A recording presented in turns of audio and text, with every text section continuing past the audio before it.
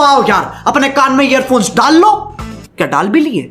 बहुत तेज हो रहा है, बहुत तेज हो रहा सालो। खैर शुरू करते हैं बिना किसी बकचोदी। तो एपिसोड की स्टार्टिंग में हर बार की तरह अपने गाई सेंसे का तबीयत खराब था। वही नारुतो कार्ड गेम खेल रहा था और हार जाता है। आओबा हंसने लगते हैं। तभी ऊपर देखते हैं कि मौसम दोबारा खराब हो रहा था और थोड़ी देर बाद बोट को संभालना मुश्किल हो गया था। तभी हम देखते हैं कि अपने गाई सेंसे को एक बड़ा सा पंछी उठाकर ले जाता है। ये क्या चल रहा है और किसी को पता भी नहीं चलता है। थोड़ी देर बाद वो लोग दोबारा किसी आइलैंड पर पहुंच जाते हैं। फिर वहां जाकर कैप्टन यामाटो बाकी लोगों से पूछ रहे थे तो नारुतो कहता है इस आइलैंड पर गाई सेंसे है। आओबा कहते हैं हाँ, वो पंछी इधर ही आया था। नारुतो कहता है आपको सच में लगता है कि उसने गाई सेंसे को खाया नहीं होगा? यामाटो बोलते हैं कि वो कितना भी बीमार हो वो बर्ड का खाना नहीं बन सकता। नारुतो कहता है ठीक है, मैं सेज मोड की मदद से पता लगा लेता हूँ। लेकिन यामाटो ऐसा करने से मना करते हैं क्योंकि आइलैंड में कुछ भी हो सकता है और ये लोग तो सीक्रेट मिशन पर है, तो ये करना सही नहीं होगा। तभी आओबा कहती उधर देखो कोई है वहाँ पर, मैं जाकर उससे बात करता हूँ। फिर नारुतो और यामाटो दूसरी जगह चले जाते हैं गाई सेंसे को ढूंढने के लिए। वहीं आओबा उस लड़की को रोक लेते हैं लेकिन वो लड़की दोबारा वहाँ से चली जाती है। फिर आओबा उसका पीछा करने लग जाते हैं। वहीं अपना नारुतो और कैप्टन यामाटो उन्हें ढूंढ रहे थे। तभी एक बहुत ही बड़ा स्पाइडर जाल फेंकता है। हालांकि वो दोनों बच गए थे और यामाटो कुनाई फेंकते हैं जिसकी वजह से वहाँ पर धमाका होता है। तभी अपना नारुतो भी राशिंगन बना रहा था अटैक करने के लिए और वो हमला कर देता है। उसके बाद अपने यामाटो उस स्पाइडर का काम खत्म कर देते हैं। नारुतो आकर कहता है कि ये बहुत ही बड़ा स्पाइडर है। तभी यामाटो कहते हैं कि आगे और भी आ रहे हैं। तो नारुतो अपने शैडो क्लोन का यूज करता है उन्हें रोकने के लिए। तभी वो देखता है कि वो जानवर तो एक स्नेक था और वो लिटरली काफी बड़ा था। फिर वो स्नेक अटैक करता है और सीधा जा रहा था कैप्टन यामाटो के पास। लेकिन नारुतो अपने शैडो क्लोन का यूज करके उस स्नेक को भी हरा देता है। फिर वो कहता है कि एक टाइम मैंने भी एक स्नेक से लड़ाई की थी। तभी वो स्नेक दोबारा जिंदा हो जाता है और अटैक करने के लिए आ रहा था और स्नेक को उठाकर वहाँ से ले जाता है। ये बर्ड का क्या हिसाब है? नारुतो और यामाटो समझ जाते हैं कि शायद ये वही बर्ड है, तो वो लोग उसका पीछा करने चले जाते हैं। उधर आओबा कहते हैं कि रुको, क्या मैं तुमसे कुछ पूछ सकता हूँ? तुमने मेरे दोस्त को देखा है? वो लड़की सीधा अंदर चली जाती है बिना कुछ सुने। तो आओबा को भी जाना पड़ता है और रास्ते में उनको एक फ्लावर दिखाई देता है तो वो उसे उठा लेते हैं। वैसे अंदर एक कमरा था। तभी वो लड़की दिखाई देती है जो दरवाजे के बगल में खड़ी थी। तो आओबा कहते हैं कि मैं अपने दोस्त को ढूंढ रहा था, वैसे ये फ्लावर तुमने शायद गिरा दिया था। लेडी कुछ इशारा करती है तो आओबा उस बुक को उठाकर देखते हैं। उसमें किसी का रिसर्च लिखा हुआ था और पढ़कर बताते हैं कि हमने एक समनिंग आइलैंड को ढूंढा जो शिनोबी के लिए बहुत काम का हो सकता था। हमारा पर्पस सिर्फ रिसर्च होने वाला था शिनोबी की दुनिया के लिए। हमने क्रॉस ब्रीड करके एक अल्टीमेट एनिमल बनाने का सोचा। प्रॉब्लम ये था कि हम उसे कंट्रोल कैसे करें। ये करने के लिए एक स्पेशल सीलिंग jutsu जरूरी था या फिर एक चिंचोरी की। तभी वो देखते हैं कि उस बुक का पेज फटा हुआ था।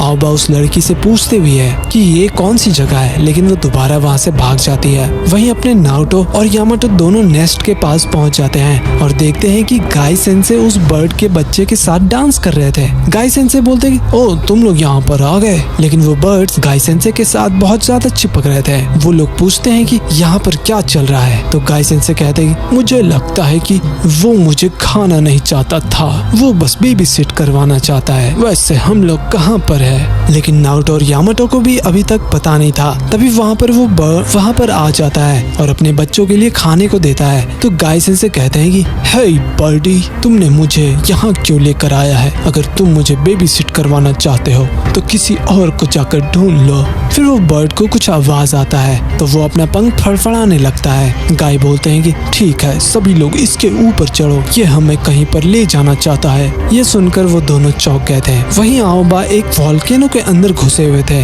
तभी वो लड़की कुछ इशारा करती है और आओबा जाकर देखते हैं तो पता चलता है कि एक अजीब सा बड़ा सा एनिमल रखा हुआ था और बोलते हैं कि क्या यही वो खतरनाक समनिंग एनिमल है? वो लड़की कुछ जवाब नहीं देती है। तो आओबा अपने jutsu से पता लगाने की कोशिश करते हैं। वहीं नारुतो लोग उस वॉल्केनो के पास पहुंचते हैं। वहाँ पर सभी एनिमल्स आ रहे थे। नीचे जाकर नारुतो कहता है कि ये तो वॉल्केनो है, हम नीचे नहीं जा सकते। तभी अंदर से बहुत ही जोर से आवाज आता है, कुछ तो गड़बड़ था। तो यामाटो अपने अपने वुड स्टाइल से रास्ता बनाते हैं और सभी लोग नीचे जा रहे थे और उनके साथ वो एनिमल लोग भी जा रहे थे। वहीं आओबा बोलते हैं कि ये नहीं हो सकता, ये जानवर समनिंग एनिमल्स को खा रहा था। फिर हम पास देखते हैं जब वो एनिमल सभी साइंटिस्ट को भी खा लेता है और वहीं पर वो लड़की भी थी, वो शायद उसे रोकने की कोशिश कर रहे थे। फिर आओबा कहते हैं कि ये सब कुछ खाकर सोया हुआ है और दोबारा जिंदा होने का इंतजार कर रहा है, लेकिन इसका मतलब तुम कहीं। तभी वहाँ पर गाय सेंसे आते हैं और कहते हैं ये क्या चीज है। आओबा कहते हैं कि एक रिसर्च फैसिलिटी है, ये जगह इसलिए दिया गया था ताकि वो लोग एक अल्टीमेट समनिंग एनिमल बना सके और इसका रिजल्ट ये रहा। नारुतो तो ये देखकर चौंक गया था। आओबा बोलते हैं कि वो शिनोबी लोग बहुत ज्यादा रिसर्च कर रहे थे और उन्होंने इसे बनाया। नारुतो कहता है कि क्या ये जिंदा है? आओबा कहते हैं हाँ हो सकता है, इसने सभी साइंटिस्ट को खा लिया है जो रिसर्च कर रहे थे। तभी वहाँ पर बाकी एनिमल आ जाते हैं और अचानक से लाइट निकलने लगता है उसके अंदर से और धीरे धीरे वो बाहर निकलने लगता है। हालांकि वो बेचारा स्पाइडर भाग रहा था, लेकिन वो एनिमल उसे भी खा लेता है और बिल्कुल उसके जैसा बन गया था। उसके बाद वो दूसरे कैटरपिलर को भी खा लेता है। फिर वो सभी लोगों पर अटैक करता है, लेकिन अपने गाइसेन से सीधा चले जाते हैं अटैक करने के लिए, लेकिन वो नाकाम हो जाता है। तभी वो एनिमल जमीन में उतर जाता है। आओबा उसका मन पढ़कर बताते हैं कि वो अभी बहुत ही भूखा है, ये कितना भी खा ले इसका भूख नहीं खत्म होने वाला। ये डिजाइन किया गया है शिनोबी के खिलाफ। तभी अपने कैप्टन यामाटो उसे पकड़ने की कोशिश करते हैं, लेकिन कोई फायदा नहीं होता, वो उसको भी एब्जॉर्ब कर लेता है। नारुतो कहता है फिक्र मत करो, मैं सेज मोड का इस्तेमाल करता हूँ। यामाटो कहते हैं नारुतो को थोड़ा टाइम लगेगा तो हमें उसे रोकना होगा। फिर अपने गाइसेन से 8 गेट को खोल देते हैं और सीधा चले जाते हैं अटैक करने के लिए, लेकिन वो एनिमल गेंजूत्सु का यूज करता है और हम देखते हैं कि गाइसेन से नीचे गिर रहे थे। तभी यामाटो उसे जाकर पकड़ लेते हैं और आओबा नारुतो को बोलते हैं कि गेंजूत्सु से बाहर आओ नारुतो। तभी वो एनिमल लाइटिंग स्टाइल से अटैक करता है। नारुतो बोलता है कि एक आइडिया है, इसे लावा में गिरा देते हैं और फिर वो एनिमल लाइटनिंग से अटैक करता है, लेकिन यामाटो अपने वुड से सील्ड बना लेते हैं और नारुतो अपना सेज मोड यूज करता है।